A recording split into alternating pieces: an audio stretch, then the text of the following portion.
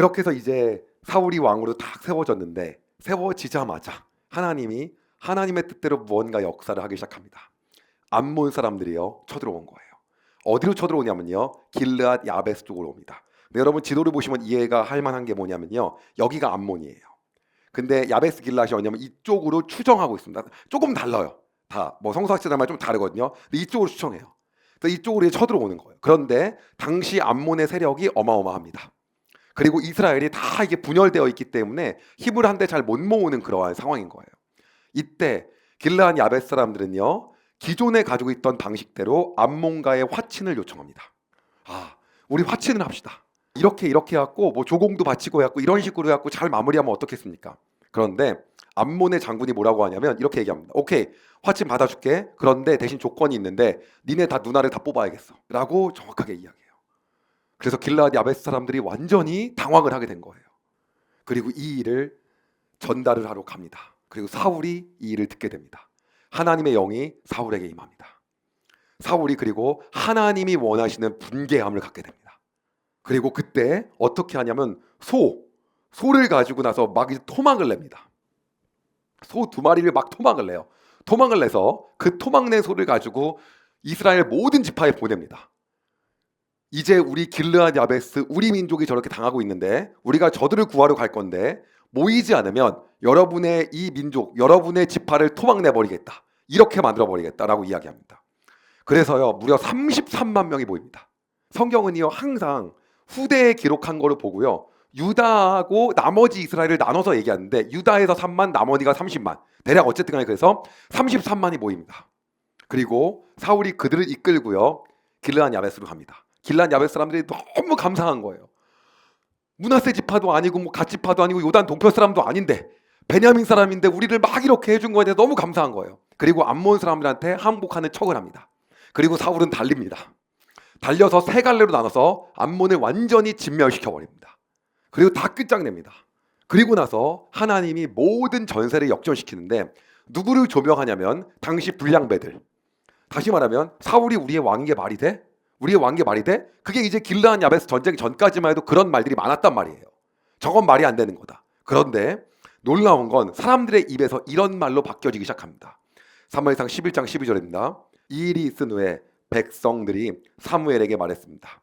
사울 왕이 되는 것을 반대하던 사람들은 어디에 있습니까? 그 사람들을 이리로 끌어냅시다. 죽여버리고 말겠습니다. 오히려 상황이 완전히 달라진 거예요. 사울이 왕으로 완전히 인정된 거는 하나님께서 다 하신 거예요. 근데 여기서 사울이요 얼마나 멋있냐면요 또 겸손합니다. 뭐라고 하냐면 사울이 이렇게 이야기합니다. 그러자 사울이 말했습니다. 안 돼요. 오늘은 아무도 죽여서는 안 돼요. 여호와께서 오늘 이스라엘을 구해 주셨기 때문이요. 기가 막히지 않습니까? 하나님이 예뻐하시는 행동만 골라 합니다.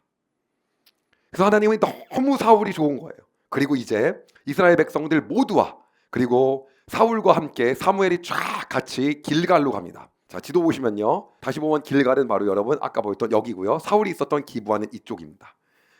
그래서 예루살렘은 여기고요. 그 다음에 참고적으로 다윗의 고향인 베들레헴은 이쪽이고요. 여기저기 오늘 이거 다 하다가는 뭐 밤샐 거기 때문에 그래서 이렇게 돼야 모든 게 이쪽에 나오는 거예요. 그래서 이제 이쪽으로 길갈로 갑니다. 그리고 이제 거기에서 이제 정식적으로 사울을 왕으로 세웁니다. 그리고 사무엘이 하나님께 화목제물을 통하여 하나님께 제물을 드리고요. 화목제물 레위기 복습하시면 하나님과의 관계 화평과 친교가 회복되는 겁니다. 사람과의 화평과 친목이 회복되는 거예요. 그게 이제 회복이 되면서 하나님께 나가는 거예요. 그리고 이제 사무엘이 지금까지 하나님께서 역사하셨던 모든 것들을 다 이제 상기시킵니다. 그리고 반드시 이스라엘이 지켜야 할 것들을 신신당부합니다. 사무엘상 12장 13절에서 16절입니다. 자 여기에 여러분이 뽑은 왕이 있어. 여호와께서 그를 여러분 위에 세우셨소. 여러분 여호와를 받들고 섬겨야 하오. 여러분은 여호와의 명령에 순종해야 하오. 여러분과 여러분을 다스리는 왕은 여러분의 하나님 여호와를 따라야 하오. 그렇게 하면 모든 일이 잘 될 것이오. 그러나 만약 여러분이 여호와께 순종하지 않고 여호와의 명령을 따르지 않으면 여호와께서 여러분을 치실 것이오. 여호와께서는 전에 여러분의 조상에게 내리셨던 벌을 여러분에게도 내리실 것이오. 이제 가만히 서서 여호와께서 여러분 앞에 행하실 큰 일을 잘 보시오. 이 얘기를 합니다. 계속했던 똑같은 얘기들이죠. 제가 이거를 이제 준비하고 있는 이제 저희 비서가 있는데 이제 타이핑을 쳐요. 치고 이제 이 원고를 같이 준비하는데 크리스찬이 아닙니다. 근데 지금까지 이 원고를 준비하고 있어요. 제가 기도하는 바는 이게 끝날 때까지 저한테 딱 이런 얘기입니다. 이거를 있는 그대로 믿는다면 하나님을 안 믿는 건 말이 안 되고, 우리나라에 있는 크리스찬들이 하나님 앞에서 예배 드리는 거나 하나님 앞에 헌신하는 모든 행위들이 자기 납득이 다 된다, 이것이 정말 사실이면 그건 사실로 안 믿어지냐라고 했더니 믿어지는 것과 이해하는 건 너무 다른 것 같다. 그래서 제가 이게 끝날 때까지 어디 한번 믿어지나 안 믿어지나 보면서 이 일들을 같이 하고 있는데 저한테 이럽니다. 하나님이 너무 한결같으신데 어떻게 이스라엘 백성도 그렇게 한결같을 수가 있냐? 창세기부터 내용이 계속 똑같냐? 너무 똑같아서 놀랍다. 이게 안 믿는 사람에서 본 성경입니다. 관점에서 너무 똑같은 얘기잖아요. 그리고 이제 사무엘이 한 번 더 경고를 합니다. 아무리 사울이 세워졌지만 이스라엘의 진짜 왕은 누구시다? 하나님이다. 근데 아직까지도 이스라엘 백성은 그거에 대한 자각이 잘 없었던 거예요. 우리가 하나님이 진짜 왕인데 우리가 인간 왕을 택했던 것들에 대해서 사무엘만큼의 감도가 없는 거예요. 하나님이시면 다 됐는데, 기드온 때 왕이 없었는데도 하나님이 다 해결하셨고, 미디언을 물리치셨고, 드보라 때도 삼갈 때도 다 어떤 시절이나 하나님이 다 하셨는데, 우리가 그때는 왕이 있어달라고 하지 않았는데 이거를 원했다는 거에 대해서 사무엘은 통탄했는데 이스라엘 백성은 그 감도가 맞지가 않아. 그래서 사무엘이 이거 잘못된 거라고 다시 이야기를 합니다. 사실 잘못된 거였다고. 그리고 표징을 봐야지만 믿는 이스라엘 백성에게 내가 지금 기도하면서 천둥과 번개를 부를 테니 하나님의 말씀이 마음이 이것이 맞다고 한다면 천둥과 번개를 치게 할 거다라고 이야기합니다. 그리고 나서요, 천둥과 비가 확 내립니다. 표징을 본 이스라엘 백성들이 마치 모세가 시내산에 올라갔을 때 그런 장면처럼 두려워 떱니다. 그리고 그제서야 사무엘에게 우리를 죽게 내버려 주지 말라고 울며 불며 빌기 시작합니다. 그리고 사무엘에게 우리를 위해 기도해달라, 죄에서 돌이켜달라 라고 막 이렇게 애원을 하고, 그제서야 하나님이 어떤 마음이셨는지를 이스라엘 백성들이 알게 됩니다. 그리고 사무엘에게 그런 말을 해요. 사무엘상 12장 20절에서 25절입니다. 사무엘이 대답했습니다. 두려워하지 마시오. 여러분은 나쁜 일을 하였지만 이제부터라도 여호와를 떠나지 마시오. 온 마음을 다하여 여호와를 섬기시오. 우상들은 아무 소용이 없소. 그러므로 우상을 섬기지 마시오. 우상은 여러분을 구해줄 수도 없고 도와줄 수도 없소. 우상은 쓸데없소. 여호와께서는 자기 이름을 위하여 자기 백성을 버리지 않으실 것이오. 그분은 여러분을 자기 백성으로 삼은 것을 기뻐하고 계시오. 나도 여러분을 위해 기도하는 일을 멈추지 않겠소. 만약 내가 기도를 멈춘다면 그것은 여호와께 죄를 짓는 일이 되어 나는 여러분에게 무엇이 좋고 옳은 것인가를 가르치겠소. 오직 여호와만을 두려워하시오. 여러분은 온 마음을 다하여 언제나 여호와를 섬겨야 하오. 여호와께서 여러분을 위해 하신 놀라운 일을 잊지 마시오.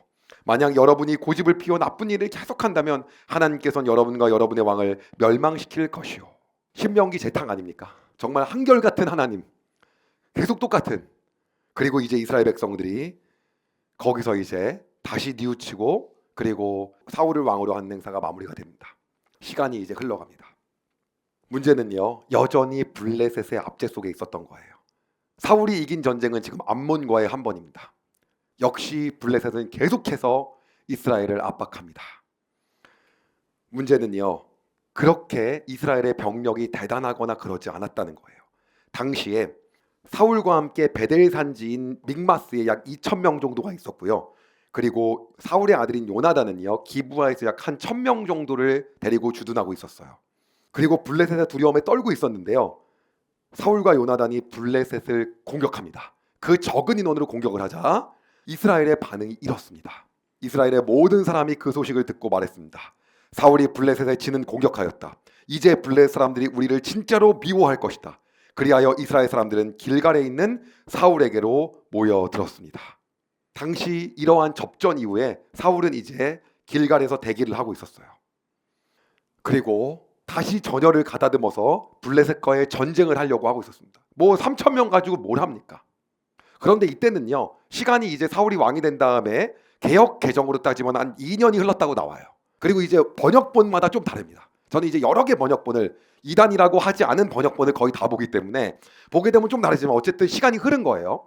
그런데 문제가 뭐가 있었냐면요, 이 당시에 많은 성서학자들 따지면은 신학자들이 얘기하는 바는 어떤 얘기하냐면 아마도 이스라엘 전체의 어떠한 절기를 지키는 그러한 날이었을 거라고 하는 거예요. 어쨌든 간에 그 절기를 이끌고 인도하고 하나님께 나아가야 하는 사람은 사무엘이었던 거죠. 그렇기 때문에 이게 이제 좀 시간이 예전 전이었어에도 불구하고 어떤 게 있었냐면, 다시 한번 상기시키면 사무엘상 10장 7절에서 8절에 다시 읽어드릴게요. 이러한 표징들이 있은 후에 무엇이든지 당신 뜻대로 하시오. 하나님이 당신을 도우실 것이오. 이건 은혜를 베푼다는 겁니다. 대신 순종해야 된다는 게 이거예요. 나보다 먼저 길갈로 가시오. 나도 당신에게 내려갈 것이오. 그때 나는 태워드리는 제물인 번제물과 화목제물에 바칠 것이오. 하지만 당신은 7일 동안 기다려야 하오.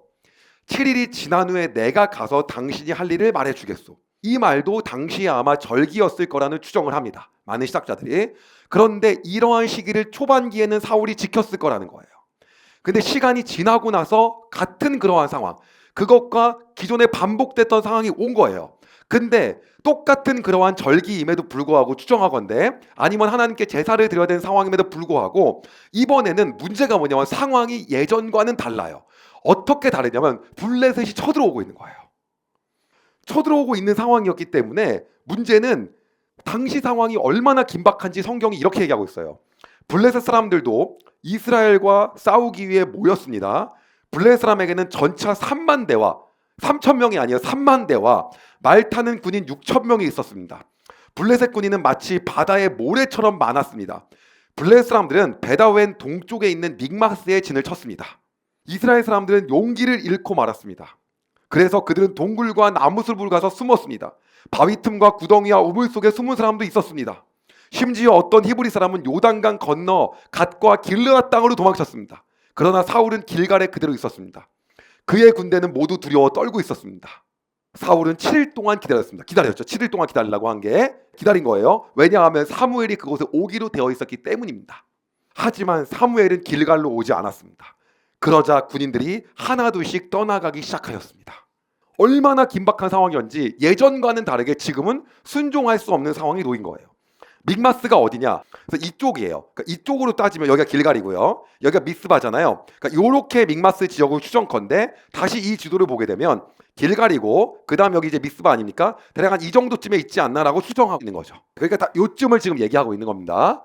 그래서 거기에서 이제 예전과는 이 길갈에서 똑같이 사무엘이 한 이야기에 그 전에 뭐 순종했다 없었다 이런 얘기가 성경에는 없지만 이번에는 순종할 수 없는 상황이 명확했던 거죠. 군인들이 빠져나오고 있으니까. 예, 사울이 굉장히 초조하고 불안합니다. 그리고 문제는요, 이 동요되는 상황을 막아야 할 필요가 있었던 거예요. 그런데 문제는요, 여러분이 아시는 것처럼요, 여기서 7일 동안을 기다리지 않고 사울이 월권을 하여 제사를 드립니다. 근데 여기서 중요한 건요, 사무엘이 드려야 하는 제사를 사울이 월권하여 드린 것보다 더 심각한 문제가 있습니다. 바로 그건 뭐냐면 순종하지 않은 거예요. 좀 더 자세하게 이야기하면요, 상황과 환경을 본 거예요. 여러분, 전쟁은 누구에게 속한 겁니까? 하나님께 속한 거예요. 하나님이 천둥과 벼락을 통해서도 다 막으실 수 있는 분이에요. 그러면 사울이 거기서 기다리게 한 거는 상황은 하나님이 언제든지 다 바꿀 수 있단 말이에요. 그런데 상황에 집중한 것 자체가 잘못된 건 거예요. 그게 바로 어떤 거냐면 은혜에 맞게끔 순종하지 못한 거거든요. 이게 포인트인 거예요. 사무엘만 제사를 드릴 수 있고 사울은 드릴 수가 없는데 뭐 기다리지 않았다. 이거는 이제 현상적인 거고요. 실제는 뭐라는 거죠? 상황을 본 거예요. 여러분, 예수님이 베드로를 왜 꾸짖습니까? 배에서 막 폭풍우에서 막 난리 나지 않습니까? 예수님. 근데 예수님이 바다를 잠잠하게 하고 파도를 잠잠하게 하고 뭐라고 합니까? 믿음 없음을 꾸짖는 거예요. 이게 바로 어떤 거냐면 여기서 사울이 했던 실수가 이거라는 거예요. 믿음 없었던 게 실수인 거예요. 이 잘못을 하게 됩니다. 그렇기 때문에 하나님에 대한 신뢰가 깨져버린 거죠. 이것이 사울이 원아웃이 되는 결정적인 계기가 됩니다. 하나님은 누구를 쓰십니까? 하나님을 신뢰하고 순종하는 자예요. 그게 하나님을 믿는 거거든요. 믿음이에요. 근데 상황을 보면 우리는 하나님을 믿을 수가 없습니다. 그렇기 때문에 오늘 우리는 우리의 상황에 매몰되어서 안 됩니다. 그것을 뛰어넘는 하나님을 바라봐야 되는 것입니다. 왜냐? 전쟁은 하나님께 속해 있기 때문에. 오늘 우리의 삶 속에서 바로 그 상황에 매몰된 것이 아니라 진짜 본질을 추구하는 삶을 살기를 소망합니다. 기도하실까요? 하나님, 사실 우리의 삶의 모든 전쟁이 하나님께 속해 있음을 고백합니다. 그러기에 우리에게 중요한 것은 우리 주변에 있는 상황이 아니라 하나님에 대한 신뢰이자 순종임을 고백합니다. 하나님, 사울은 상황을 보고 환경을 보고 빠져나가는 병사들을 보았으며 숨고 있는 히브리 민족들을 보았습니다. 그러기 위해 그 상황을 추스려야 했고 7일 동안 잠잠히 있었어야 돼도 불구하고 상황에 맞는 행동을 선택하였습니다.